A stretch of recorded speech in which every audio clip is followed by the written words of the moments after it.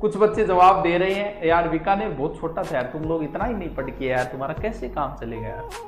तकलीफ होती है फिर ऐसे, मेरे को दुख होता है, मेरा दिल टूट जाता है, ऐसे प्रश्नों के जवाब नहीं आते इतने जी। हाँ, बीकानेर कौन से शासक के समय बीकानेर ओ तो देखो बताना ही पड़ेगा फिर। थान पता है बीकानेर का भुजिया बहुत फेमस है टावरो, भुजिया बहुत फेमस है, याद रखियो। रसगुल्ला भी बहुत फेमस है कठेगा बीकानेर का। और एक चीज और भी बड़ा भी फेमस है, लेकिन मैं बीकानेर का कौन, बीकानेर की एक तहसील का बहुत फेमस है। अब एक चीज आपने कभी गौर की क्या? चलो पहले इसका उत्तर बताओ, फिर एक छोटी सी जीवनोपयोगी बात सीखते हैं जिसमें आप थोड़ी गलती न करें उस चीज के अंदर। डोंगर सिंह, अब आपको एक चीज बताता हूं क्या होता है।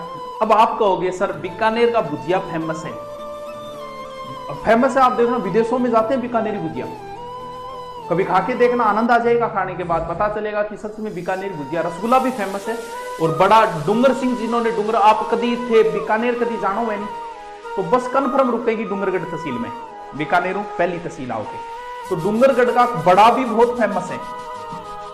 तो अब कल जाओ तो मेरे कहने पर चेक करके देखियो कि गुरुजी कहे हो यार चेक तो करा बड़ा क्या कहते हैं। डूंगरगढ़ का बड़ा भी बहुत फेमस है, पूरे राजस्थान में फेमस है और बड़े गाड़ी भी कन्फर्म रुकेगी। और अब थे कहते गुरुजी बे भुजिया इतना ही फेमस है तो बे कलाकार आप तारनगर ले आगे बिजनेस कर लिया, तो सोचा इस बारे में कभी?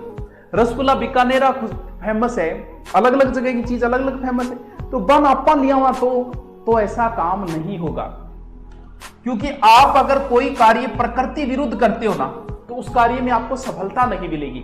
जीवनोपयोगी एक बात बताता हूं, क्योंकि भुजिया तो वही है, कलाकार वही है, पानी वही, सारी चीज वही ले फिर भी नहीं हो, क्यों? क्योंकि ये चीजें डिपेंड करती है क्लाइमेट के ऊपर। हर चीज क्लाइमेट से सक्सेस होती है। वहां का जो क्लाइमेट है वो तो मैं तारानगर नहीं लेके आ सकता, तो फिर वो भुजिया वाले कलाकार भले लिया हो लेकिन वो यहां पर नहीं चलेंगे।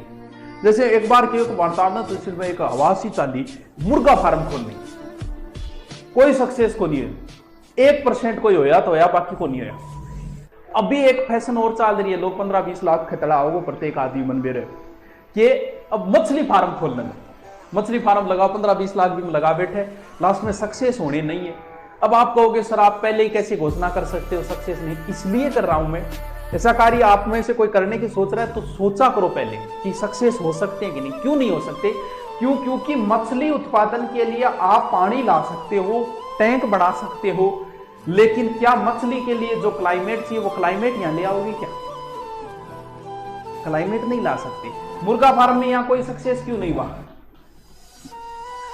अब एक बात बताओ, वहां वाले गाय यहां ले आओगे, पहाड़ी गाया, कि भाई पहाड़ी गाय 20-20 किलो दूध दे देंगे, कौन दे? क्यों? क्योंकि उस गायों को वो क्लाइमेट नहीं मिलेगा। तो ए जगह टाट में लगा रहे हैं, बहुत लगा रहे हैं, मत जाए देखते तो रोड के साइड में खुद रहे मछली फार्म, वो बेचारा 15-20-30 लाख खतरा दिया होगा। क्यों? क्योंकि आप क्लाइमेट को नहीं बदल सकते।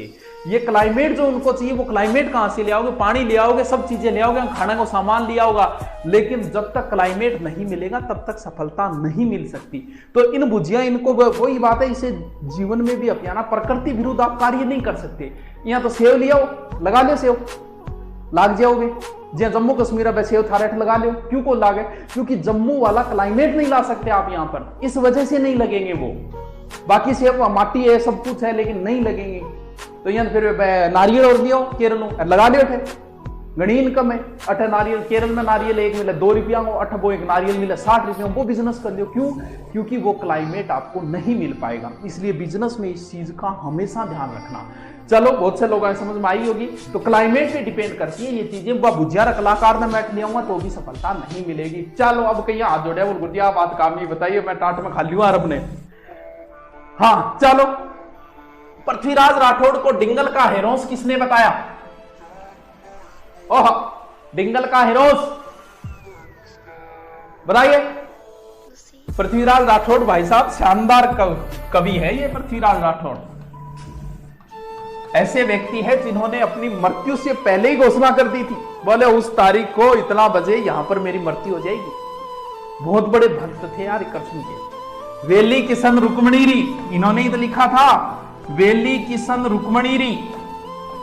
गागरोन दुर्ग में बैठ के लिखा था। भगवान कृष्ण और रुक्मणी के विवाह। कहते हैं कि इतना प्यारा ग्रंथ है ये वेली किशन रुक्मणीरी।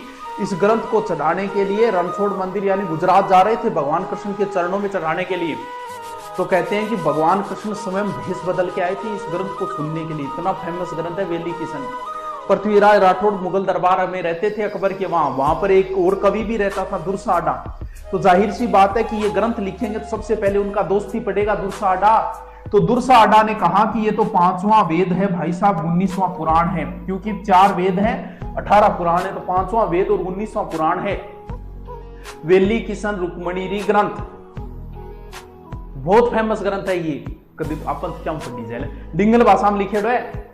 हाँ, अकबर के दरबारी। तो ये बात किसने कही थी? सॉरी, टेसीटोरी जो है उनका संबंध रहा है बीकानेर से। एक बार पूछा था किस व्यक्ति की मृत्यु जो है वो बीकानेर में हुई थी, तो ध्यान रहे टेसीटोरी इटली के थे। टेसीटोरी ने चारण साहित्य पे सर्वाधिक शोध किया है। क्यों? क्योंकि बीकानेर साइड में चारण है, तो इन्होंने जो ग्रंथ लिखे उन पे सर्वाधिक, और इस ग्रंथ को पब्लिश और श्रेय में लाने का श्रेय भी इसी व्यक्ति को है, टेसीटोरी को। तो कई बार इसका प्रश्न पूछ लेते हैं टेसीटोरी को। तो टेसीटोरी, ध्यान रखना, इसको रट्टी लेना, बहुत अच्छा क्वेश्चन है। चल हाँ, चलो बताइए, राव बीका ने बीकानेर की स्थापना कब की? यार ये क्वेश्चन बहुत अच्छा है, क्योंकि इस क्वेश्चन में कंफ्यूज भी हो गया। आप उत्तर बताओ, फिर हम कंफ्यूज दूर करते हैं। हाँ, और तुम ओसिया जो मेरे कन पढ़ना जगह जगह क्षेत्र की चीज फेमस है भाई जी, वो अपने कन पढ़ना जो ले गया करो, नौकरी लाग जाए, जो ले गया करो गुरुजी मारे 8 की चीज फेमस है, आ लो यहाँ काम कौन चाला भाई जी, तुक्का मुंह उठा गया जाओगा। हाँ, पॉलिटिकल कंप्लीट को नहीं कराऊंगा। उत्तर बताओ इसका, देखते हैं कौन क्या उत्तर बताता है। बताओ इसका उत्तर। इन दोनों में से आप कौन सा उत्तर बताओगे, यही देखना है। रण बांकुरा री धरती सुपर नाम। चल ठीक है, रण बांकुरा को अर्थ किया बता।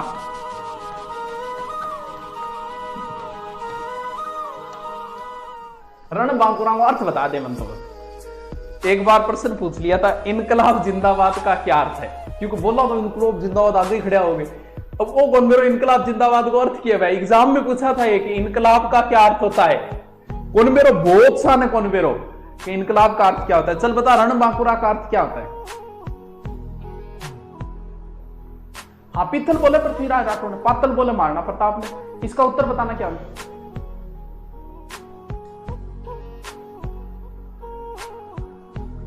हिस्ट्री पूरे बेटर के लिए कौन सी बुक लाएं? कोई सी ले आओ। देखो अपनी जो एक डिटेल वाली बुक आती है, इसमें पूरी कहानियां, सब कुछ कहानियों से है वो लेके आओ। तो वो तो कहानियों टाइप है, अगर आपको कहीं पढ़ाना हो तो उसके लिए वो बुक बड़ी जरूरी है, वरना ऑनलाइन न ले आओ। उसके लिए तो अपनी पूरी डिटेल की बुक आती है।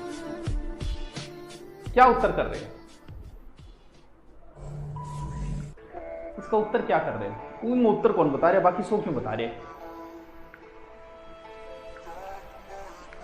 बांकुरा, रण बांकुरा। अरे यार तू अर्थ ऐसे नहीं होता कि आप कह दो कुशल योद्धा। ये इस शब्द का अर्थ निकालो। रण बांकुरा यानी रण में बड़ी कुशलता से लड़ने वाला होता है रण बांकुरा। जो रण के अंदर और बड़े बांकपन से बड़ी कुशलता से लड़े, वही रण बांकुरा होता है। अब यहां तो कहने योद्धा शक्तिशाली एक अलग बात है, रण में कुशलता दिखाने वाला होता है रण बांकुरा। हाँ देखो, इनकलाब का अर्थ क्रांति होता है, बिल्कुल। देखो कुछ बच्चे इसको 65 में कंफ्यूज हो जाते हैं, कुछ 88 में। तो ध्यान रहे, जब बिक्का आया था ना, तो सर्वप्रथम जो राती घाटी उस स्थान के ऊपर पहुंचा था, तो वो समय था 1465, यानी नॉर्मल ऐसी नॉर्मल सी जगह में सेट हुए थे। उसके बाद में करणी माता के आशीर्वाद से जो रियल बीकानेर की स्थापना हुई थी ना, वो 1488 में। तो यहां पर उत्तर अगर सही माने ना, अगर 1488 ऑप्शन नहीं है तो 65 सही होता, लेकिन यहां पर ज्यादा सही उत्तर कौन सा होगा? यहां पर ज्यादा सही उत्तर 1488 बात है। खिलवा और जोखड़िया गांव में बीच में मतीरिया लेके लड़ाई होगी। अब थे कह दिया गुरुजी मतीरिया खातर लड़ मेरे आद भैया, आपने तो मतीरिया काकड़िया टींड सी यही वे, तो आ खातर ही लड़ांगा। जब सेव वही को दी, कांजू किशमिश वही को, तो क्या खातर लड़ांगा? तो बताओ मतीरे की राड जो है, अच्छा मतीरे की राड तो 1644 में है। खिलवा और जोखड़िया गांव के मध्य कोई मतीरिया लेके लड़ मेरा बोलगिरी बहुत जोर की मेरा काम। तो इधर से नागौर के बीकानेर राठौड़, तलवार का धनी, आगरा के किले से कूदे थे, शाहजहां के साले सलावत खां को गोप दिया था, तो वही है अमर सिंह राठौड़। बहुत फेमस है, 16 खंभों की छतरी नागौर है। अमर सिंह राठौड़ नागौर के अंदर बहुत फेमस है।